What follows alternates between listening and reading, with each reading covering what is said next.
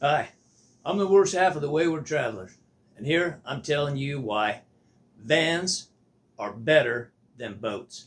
Van life versus boat life, ultimate battle! And it starts right now. Number one, and this is just real hard to argue, vans don't sink, and boats do, routinely. It's a real thing. Yeah, you could just be going along, hit a rock, and you make this much of an opening into a boat. You know what? You got a submarine before you can think. Number two, you're probably going to get a hell of a lot better fuel economy in a van. Now, I know this is counterintuitive, and you're saying, well, what about if you were sailing? I thought you said you could sail for free. Well, you can.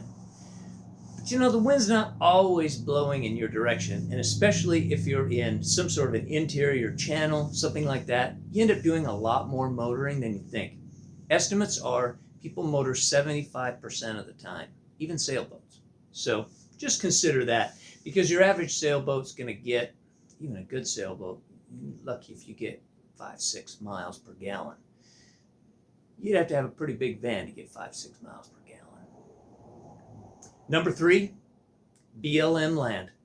Now, if you've ever been out to Quartzsite, there's a lot of sites around the U.S. that have this BLM Land that you can go to, camp 30 nights for free. It's fantastic. iOverlander has plenty of places. They're just kind of everywhere. I mean, really. You know, if you search around, there's just all kinds of cool places. And like I say, the BLM Land, you can stay all winter down in Quartzsite, and they just love it. Number four, grocery stores don't have docks. Your ability to get food for yourself is so much easier and cheaper generally because you can go to cheaper stores. You know, they tend to be more inland. The stuff that's right there on the coast tends to be higher priced.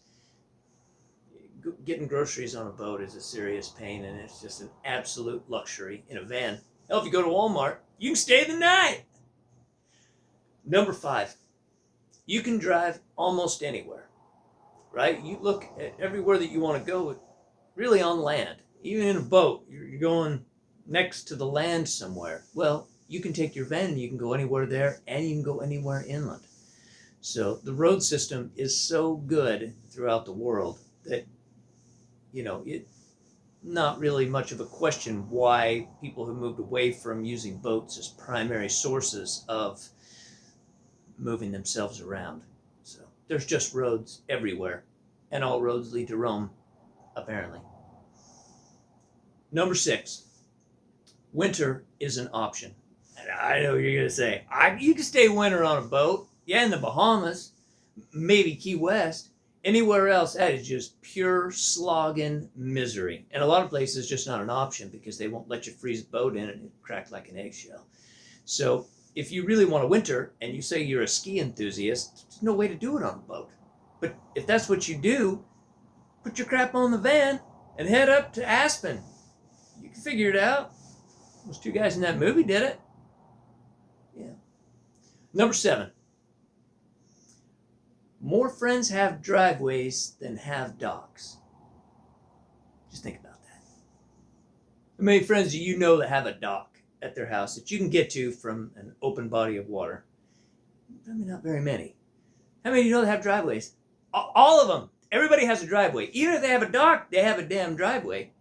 It's just so much easier if you're willing to, you know, put up with your friends and force them to put up with you while you come and utilize their facilities and break their toilets. Number eight, you could be more creative building out a van than a boat. And this is just the nature of a boat. It kind of is what it is. And generally what you're doing with a boat, even if you buy an old one that's beat, is you're mostly repairing what's there. The idea of really, you know, gutting it and starting from scratch and thinking about, oh, I want to have a couch here and I want to have my bed here. It's just not really feasible on a boat. Generally, what it was designed with is pretty much what you're going to get. Like I say, you can tear it out and you can make new, prettier, less stinky furnishings in it, but you're never going to get the chance to really go from scratch like you will with a van. We did our van from scratch, and I'll tell you that I love having things exactly where I wanted them and the freedom to design it how I wanted to.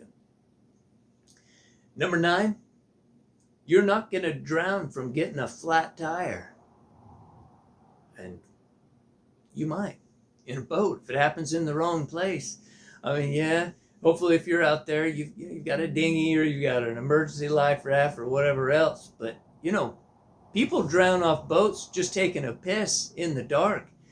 Accidentally, the boat gets away from them, just getting washed overboard, too rough to get back to them, and they don't find them. It happens. It happens. Number 10, it's easier to be social. I don't think that the van life community is as tight-knit. In fact, I know it's not. But people are social there, and they do, you can get together, you can meet up in RV parks, you can meet up at a really cool surf camping. There's a lot of places to meet people in vans, and it is just easier because it's not 8-hour passages in between. It's a 2-hour drive. It is just easier to be social, and it's easier to see your friends along the way because most of your friends don't have dogs. And that's it. If you disagree with anything I said, make a comment below. That's all right. I love to hear what you have to say. Subscribe and follow for more. And that's it. What'd you think? Was I full of crap? Go ahead and tell me below if I missed something or you disagree with something I said. And of course, check my last video because that's where I told you 10 things why boat life is better than van life. Because the truth is, they're both awesome. And they're both a hell of a lot better than living in a house. So, we can all agree on that. Have a good one. We'll see you next time.